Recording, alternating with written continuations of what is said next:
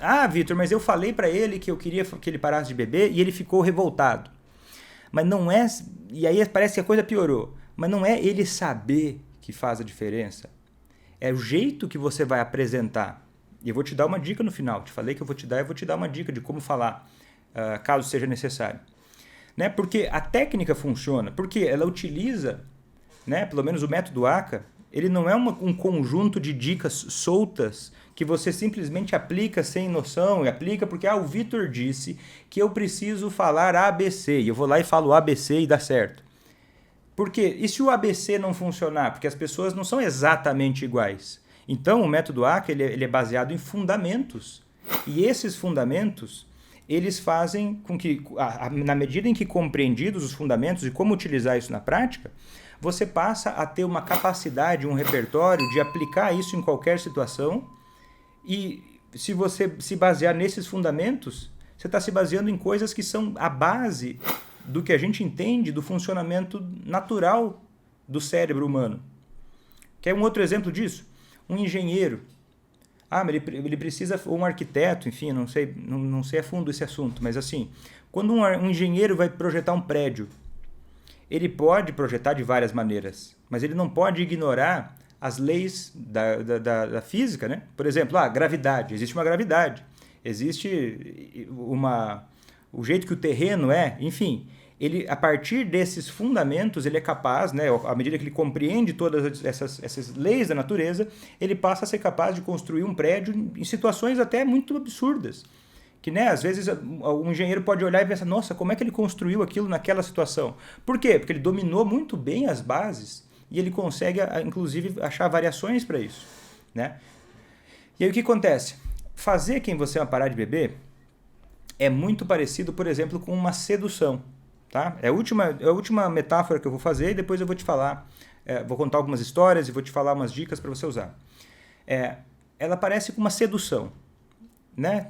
Não sei se você é casado há muito tempo, eu sou, então isso para mim faz sentido histórico, mas acho que você consegue entender o conceito.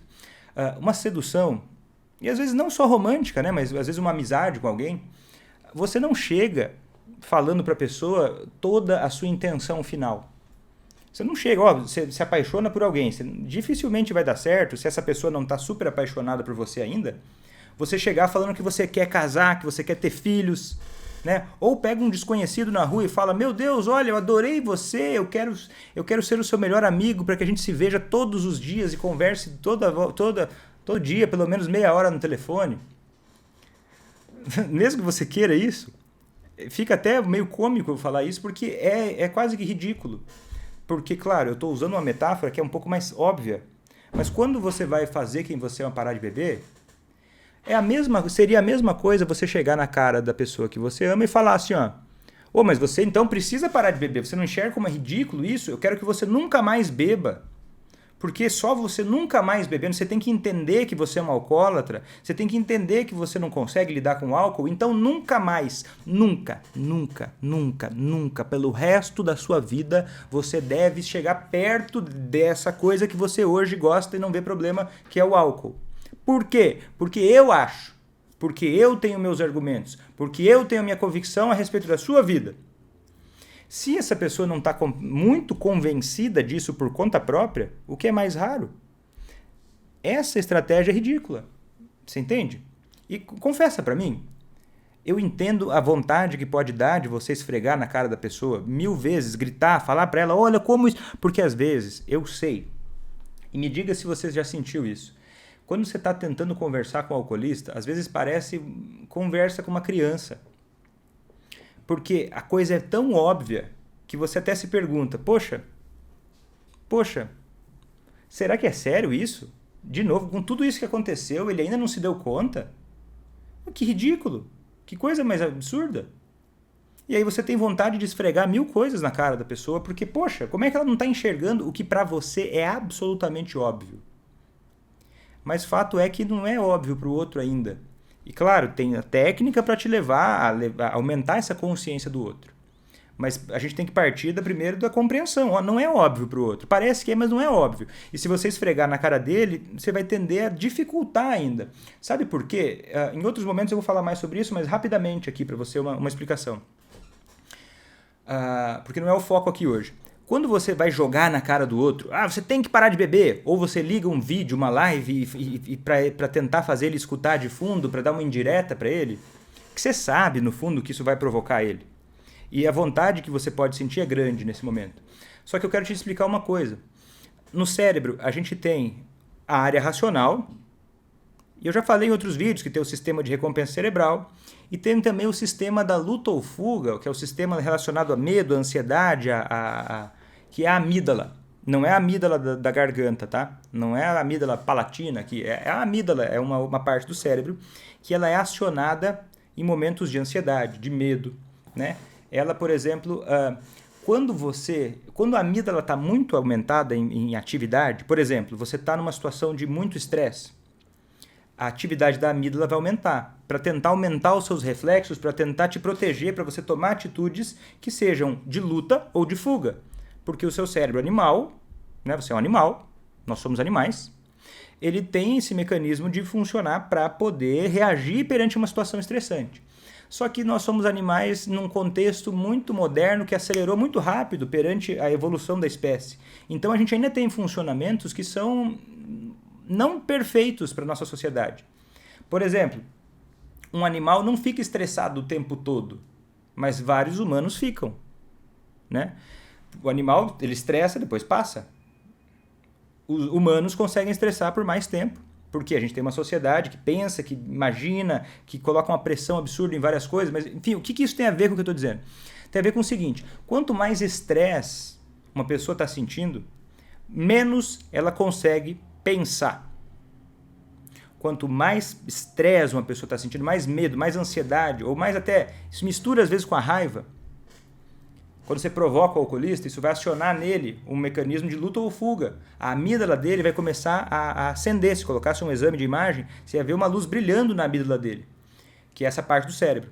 E aí, essa parte diminui o funcionamento da parte do cérebro que você quer que funcione, que é a parte responsável por pensar, planejar, imaginar, contextualizar, comparar. Porque parece muito simples, mas a atividade que o cérebro faz para reconhecer que tem um problema, ela é bastante rebuscada. Pensa, tem que parar, pensar, autoanalisar, comparar, né? Antecipar e às vezes começar a planejar. Porque quando a gente acha que uma coisa precisa mudar, mas a gente não tem ainda confiança nisso, a tendência é isso barrar. Então são etapas que precisam acontecer gradualmente, que se você pula elas e simplesmente você esfrega na cara do alcoolista que ele precisa parar de beber e olha só, escuta esse vídeo aqui, ou agora você tá ferrado, hein? Agora você tá ferrado porque, eu vou fazer você parar de beber. Você tá acionando a amígdala dele, tá ligando o sistema de luta ou fuga e tá barrando. Inclusive tem um termo de um pesquisador que chama o seguinte, é o sequestro amigdaliano. Um neurocientista cunhou esse termo porque ele fala o quê? Que quando uma pessoa está sob esse estado de estresse, e eu sei, é um pequeno estresse, mas nesse momento ele também atua dessa forma, quando você provoca o alcoolista assim, esse pequeno estresse faz um sequestro amigdaliano. Quer dizer o quê? A amígdala sequestra a capacidade de pensar do córtex pré-frontal. E aí, tudo que você mais quer que o alcoolista faça é desenvolva o córtex pré-frontal. O álcool diminui a atividade do córtex pré-frontal. Essas provocações, por mais que a gente possa, se a gente fosse pegar, e eu não quero que você se sinta mal por ter feito isso ou por pensar sobre isso, porque se a gente fosse pegar as pessoas numa média, que fossem olhar a tua situação e vissem você provocando o alcoolista, talvez a maioria ia te dar razão, ia te falar que, olha, não, você está certa, isso não é justo, isso não é certo, né? Essa pessoa tem que aprender mesmo, né? Mas caso seja uma pessoa que compreenda um pouco mais a fundo a situação, ela vai conseguir te ajudar a perceber que isso não vai ser útil, né? Porque tá cheio de palpiteiro por aí, né? As pessoas palpitam porque palpitar na vida dos outros é muito fácil, porque eu falo para você separar do seu marido, eu falo para você deixar o seu filho à própria sorte, eu falo para você separar da sua esposa, mas eu volto para minha casa viver a minha vida. A decisão que você vai tomar é você que vai tomar. Então cuidado com esses palpiteiros, tá?